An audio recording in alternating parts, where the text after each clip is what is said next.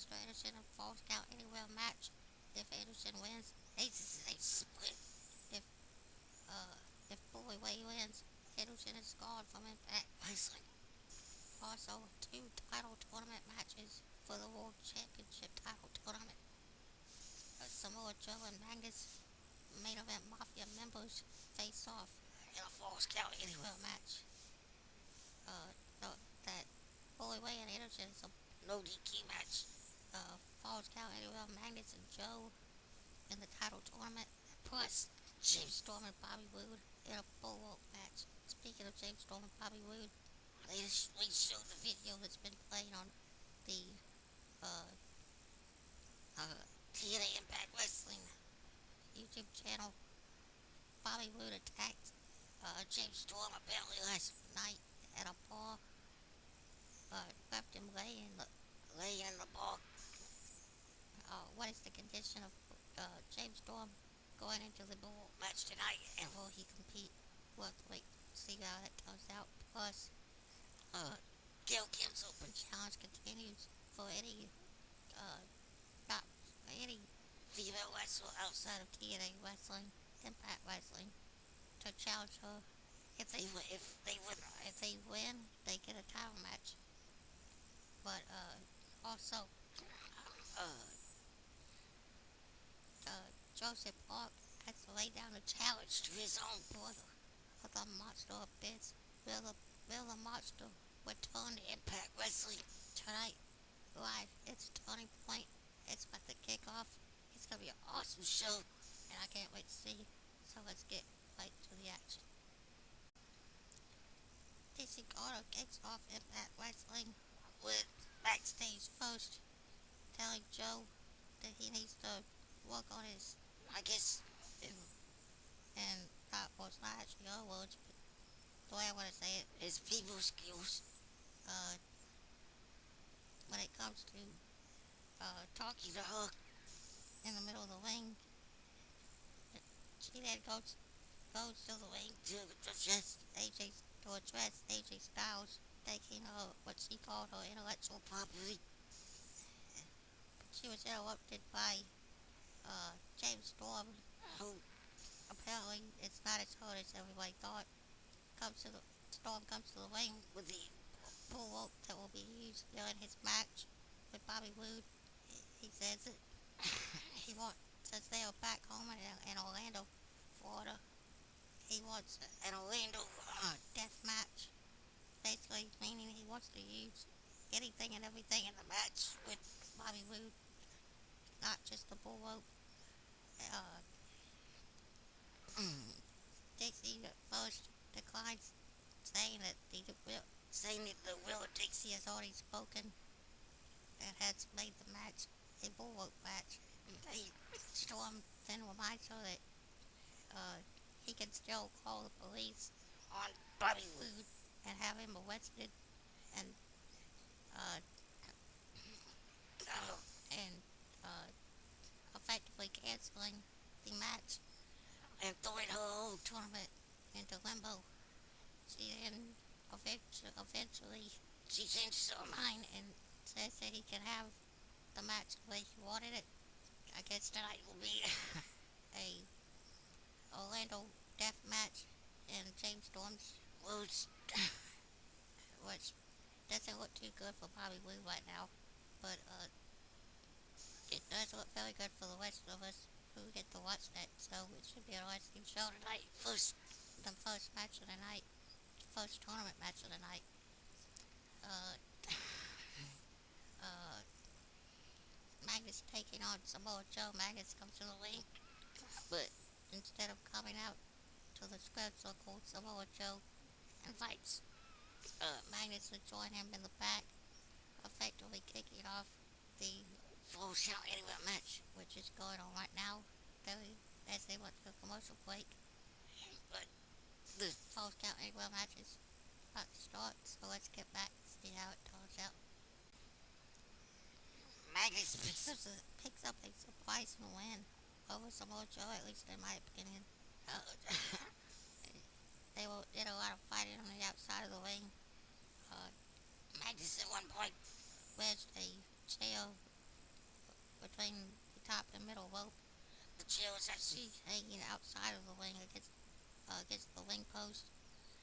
Uh, Joe uh, ran with full-headed steam, uh, trying to clothesline Magnus, I believe, but instead Magnus ducks and Joe runs right into the chair, knocking himself out.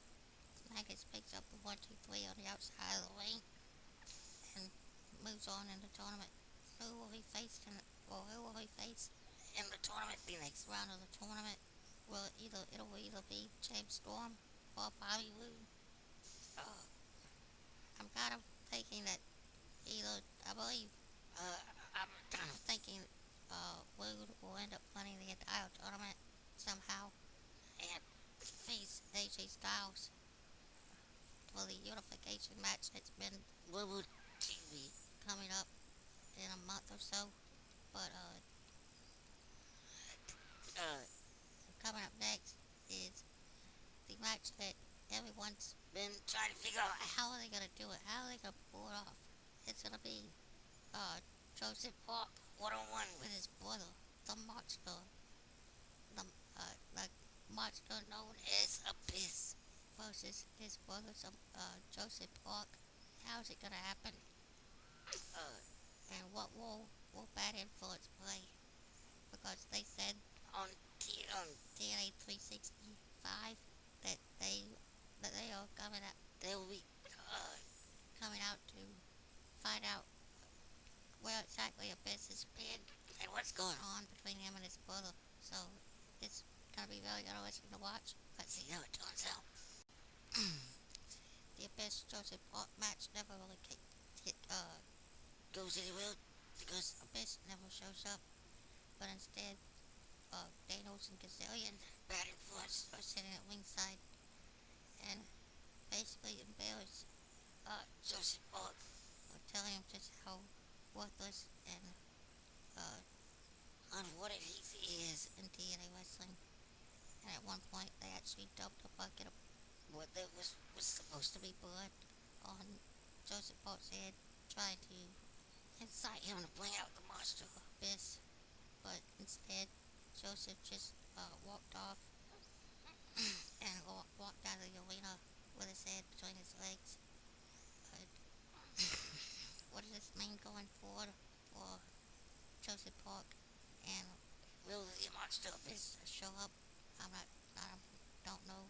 But after a commercial break, we come back, and it's time for Gail Kim's Open Challenge to continue. This time, it's Candice LeRae, very impressive indie knockout from, like I said, from the indies, but not really impressive in this match. It only took Gail a couple minutes to land feet to feet for the 1, 2, 3. Gail Kim retains the Knockouts Championship and continues her search for her next challenger. But coming up next is the Florida Death Match. James Storm one-on-one with Bobby Roode, who moves on in the TNA World Title Tournament. We're about to find out. So let's get back to it.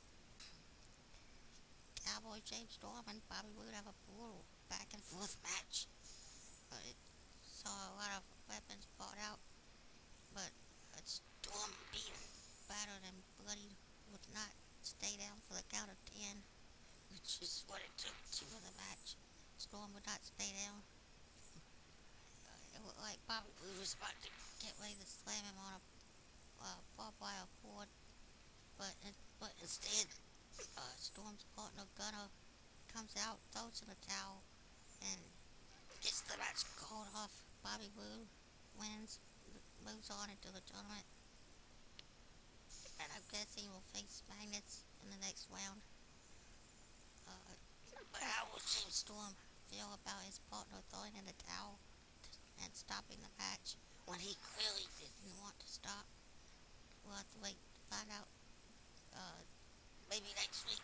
But for now, Bobby Roode moves on in the tournament, and we move on in the Turning Point edition of Impact Wrestling, live from back home in Orlando, Florida.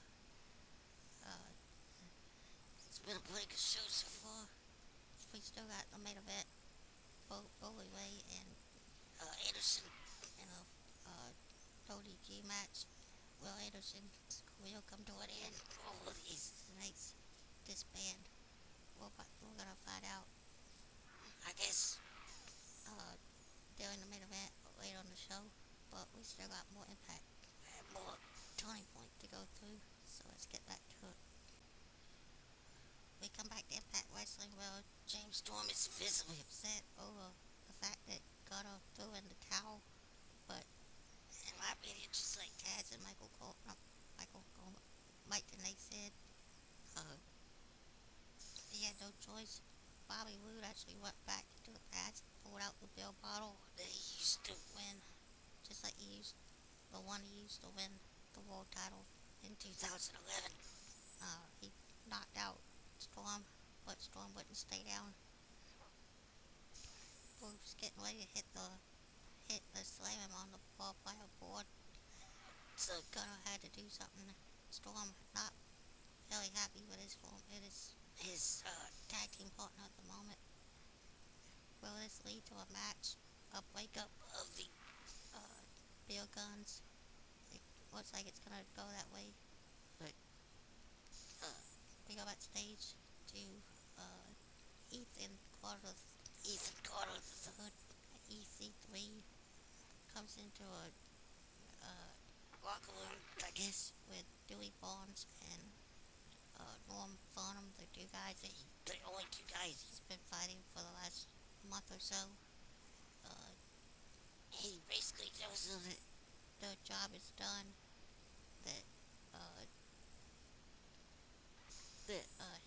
in his words, their little feud has, in TV terms, jumped the shark, and they need to, he needs to move on to bigger and better things.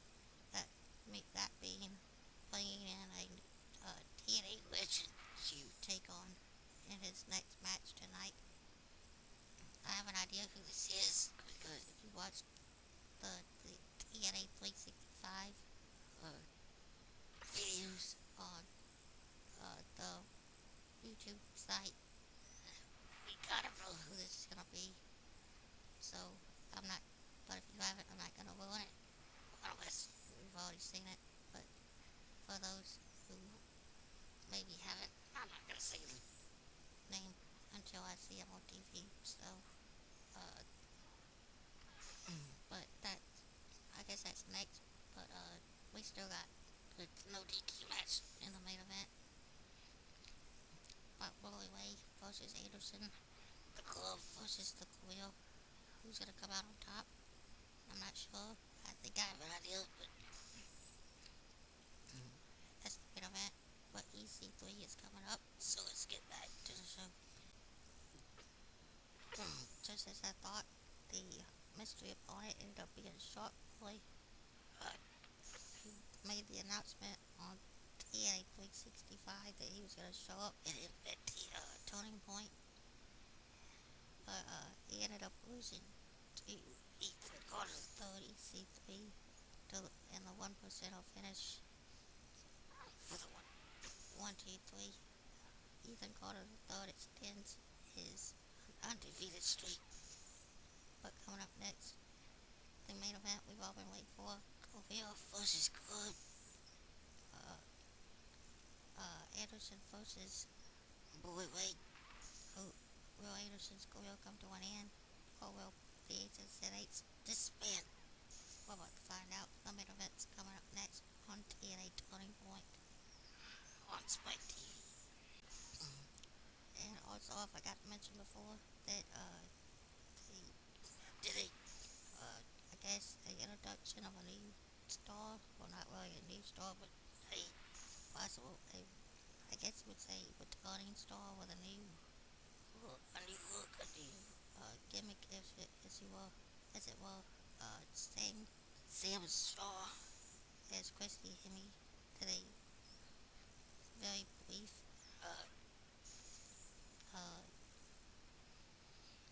tour of his house.